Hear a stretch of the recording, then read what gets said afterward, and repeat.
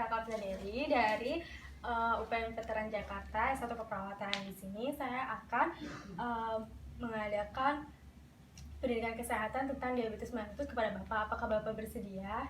Bersedia. Oke, baiklah. Sebelumnya Bapak tahu nggak DM itu apa? Belum tahu deh.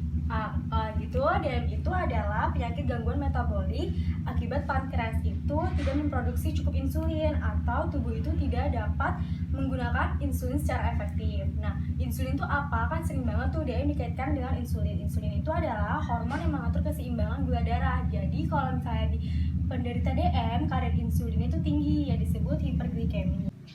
Nah, jadi itu ada tipe-tipe DM. Tipe DM itu ada 4. Yang pertama itu ada insulin dependent DM. Nah, insulin ini karena DM tipe 1 ini karena hasil destruksi autoimun sel beta yang mengarah kepada defisiensi insulin absolut. Nah, kelompok penderita DM tipe 1 itu sangat bergantung pada suntikan insulin. Nah, kebanyakan DM tipe 1 itu masih muda dan dia itu nggak kelihatan gemuknya, malah dia itu kurus, cenderung ke kurus. Nah, karena dia sudah terdiagnosa penyakit diabetes tipe 1, maka dia tuh harus langsung diberikan suntikan insulin karena pankreasnya itu udah sama sekali tidak bisa membentuk insulin. Nah, kemudian itu penderita DM tipe 1 ini tidak dapat disembuhkan, jadi dia itu selama hidupnya tergantung sama suntikan insulin.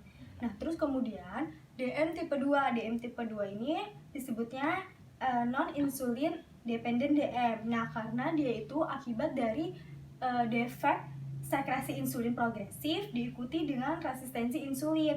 Dia itu berhubungan dengan obesitas. Jadi kalau misalnya tipe pertama tadi, dia itu nggak ada hubungan dengan obesitas, malah dia cenderung ke kurus. Tapi kalau DM tipe 2, dia malah ada obesitasnya, berhubungan dengan obesitas.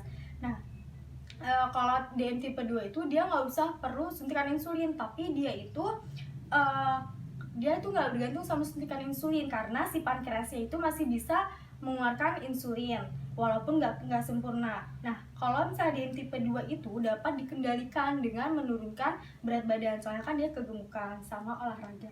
Nah, kalau DM tipe 2 itu dia masih bisa minum obat oral yaitu hipoglikemik untuk menurunkan kadar gula darahnya, dia tanpa injeksi insulin. Kemudian yang ketiga itu ada DM gestational DM atau DM pada saat kehamilan. Jadi kalau misalnya seseorang wanita yang belum hamil dia nggak punya DM, tapi saat hamil dia punya DM, itu wajar karena emang hormonnya seperti itu.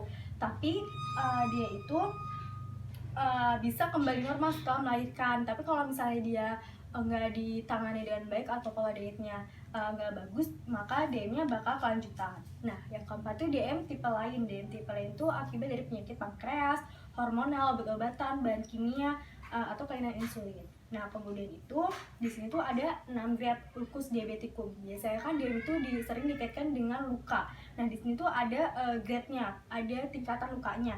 Nah, ada 6 tingkatan luka, yaitu yang pertama grade 0. Grade 0 tuh nggak ada luka. Kemudian grade 1 itu kerusakannya tuh hanya sampai di kulit permukaan atas atau biasa disebut epidermis. Kemudian grade 2-nya itu kerusakan itu udah mencapai otot dan tulang. Jadi biasanya tuh dia udah menggerogoti daging-dagingnya gitu. Nah, terus tuh grade 3 itu udah terjadi abses. Terus kemudian tuh grade 4 itu udah gangren pada kaki di bagian distal. Jadi kalau misalnya ngeliat pasien DM tuh kan biasanya udah habis gitu kan Pak, salah satu kakinya kayak gitu. Nah, terus grade 5 itu gangren pada seluruh kaki dan kayak bawah distal, dan biasanya ini pasien DM-nya harus diamputasi. Nah, terus tuh etiologi DM. Etiologi DM itu penyebab DM. Penyebab DM tipe 1 itu ada 3 faktor, yaitu faktor genetik, faktor imunologi, sama faktor lingkungan. Nah, kalau faktor genetik itu penderita diabetesnya itu nggak mewarisi diabetes itu sendiri, tapi ada suatu kelainan genetiknya, kayak misalnya dia membawa DNA-nya itu ada suatu kecenderungan DM. Nah, terus itu ada faktor imunologi. Nah, ini tuh karena respon autoimun. Jadi respon autoimun itu dia itu malah respon abnormal. Nah, kemudian itu yang terakhir itu ada faktor lingkungan, yaitu disebabkan oleh virus atau toksin yang memicu autoimun, yang dia itu bisa menimbulkan destruksi sel beta di pankreas. Nah, kemudian tuh penyebab dari DM tipe 2 yaitu ada genetik, yaitu anak yang mempunyai riwayat penyakit keturunan keluarganya ada DM, pasti dia juga bakal kena DM. Nah, kemudian tuh ada usia. Jadi kalau misalnya resistensi insulin itu dia itu pada saat usianya meningkat 65 tahun ke atas. Nah, kemudian tuh yang ketiga itu ada obesitas, yaitu tubuhnya itu memiliki kadar lemak yang tinggi sehingga jumlah cadangan energi dalam tubuhnya itu banyak yang tersimpan dalam hati. Punya tanda dan gejala DM itu apa? Belum tahu deh. Nah, jadi gini ya, tanda dan gejala DM itu adalah tubuhnya lemas, nyaris pingsan, terus merasa haus, terus sering BAK, buang air kecil di malam hari, kemudian sering merasa lapar. Jadi kayak udah makan 15-30 menit kemudian tuh dia akan lapar lagi. Terus berat badannya itu menurun 5 kilo sampai 10 kg dalam 1 bulan. Nah, kemudian itu mudah lelah, terus kesemutan di tangan sama di kaki, sama penglihatannya itu lama-lama kabur. Terus gula darahnya juga, gula darah sewaktu itu lebih dari 126 mg per desiliter. Nah, kemudian di sini tuh ada penata laksana non medisnya. Jadi di sini pada penderita DM itu biasanya berkaitan dengan pola diet.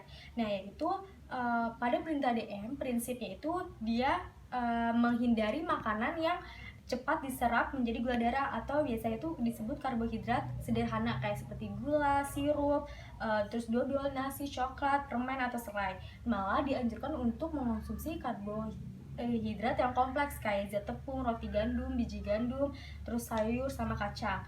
Nah, jadi itu kalau misalnya penderita DM itu dietnya juga nggak boleh merokok, karena kalau misalnya merokok dia akan meningkatkan insulinnya jadi resisten, jadi dia kebal sama insulinnya. Dia meningkatkan kadar kolesterol darah, terus kurangin konsumsi alkohol, kemudian harus olahraga. Nah, olahraga yang baik untuk penderita DM itu adalah renang, aerobik, terus jogging. Nah, kemudian itu yang terakhir itu ada faktor lingkungan, yaitu disebabkan oleh virus atau toksin yang memicu autoimun, yang dia itu bisa menimbulkan destruksi sel beta di pankreas. Nah, kemudian tuh penyebab dari DM tipe 2 yaitu ada genetik, yaitu anak yang mempunyai riwayat penyakit keturunan keluarganya ada DM, pasti dia juga bakal kena DM. Nah, kemudian tuh ada usia. Jadi kalau misalnya resistensi insulin itu dia itu pada saat usianya meningkat 65 tahun ke atas. Nah, kemudian tuh yang ketiga itu ada obesitas, yaitu tubuhnya itu memiliki kadar lemak yang tinggi sehingga jumlah cadangan energi dalam tubuhnya itu banyak yang tersimpan dalam hati. Nah, kemudian Bapak tahu nggak apa aja sih biasanya orang DM itu tanda dan gejalanya apa? Waduh, belum tahu tuh deh. Nah, kalau itu saya kasih tahu ya, tanda dan gejala DM itu adalah tubuhnya tuh lemas, nyaris pingsan. Nah, kemudian itu mengeluh haus mulu. Nah, kemudian tuh sering BAK malam hari. Kemudian sering merasa lapar. Jadi kalau misalnya dia udah makan, nanti kayak 15 atau 30 menit kemudian tuh dia bakalan lapar lagi. Obat medisnya itu adalah insulin. Pasti sering banget Bapak dengar kata insulin. Nah, kenapa insulin? Soalnya insulin itu cepat banget diesekresikan oleh sel-sel beta pankreas, akan langsung diinfuskan ke dalam hati melalui vena porta. Nah, efek kerja insulin itu adalah membantu transport glukosa dari darah ke dalam sel. Jadi kalau misalnya penderita DM itu gula darahnya naik, maka langsung diberikan insulin biar dia normal lagi, nggak hiperglikemi. Nah, kemudian itu ada pemeriksaan penunjangnya, yaitu tes-tes yang harus dilakukan oleh penderita DM. Itu ada yang namanya GDS. Pasti Bapak udah sering dengar kan apa itu GDS? GDS itu apa, Pak? Belum dengar juga. Oke, kalau kayak gitu, GDS itu adalah gula darah sewaktu. Nah, kalau misalnya GDS-nya lebih dari 200 mg per desiliter, maka dia bisa dinobatkan penderita DM. Kemudian ada glukosa darah puasa. Nah, jadi pasien ini harus dipuasakan 8-12 jam sebelum tes. Nah, kalau misalnya dia kurang dari 110 mg per desiliter, maka dia normal. Tapi kalau misalnya dia lebih dari 126 mg per desiliter, dia udah kena DM. Kemudian ada GD2PP atau glukosa 2 jam postprandial, yaitu tesnya itu dilakukan bila ada kecurigaan. Nah, tesnya itu jadi tuh pasiennya itu sebelum puasa disuruh makan makanan 100 gram karbohidrat, kemudian dipuasakan dan disuruh berhenti merokok, kemudian dites yaitu kalau kurang dari 140 mg per desiliter itu maka hasilnya normal, tapi kalau misalnya lebih dari 200 itu dia udah kena DM. Nah kemudian komplikasi penyakit DM itu banyak banget. Dia nanti bisa nafasnya itu bau keton, jadi kayak bau pipis kayak gitu. Terus nanti itu dia itu bisa neuropati itu nyeri pada sendinya.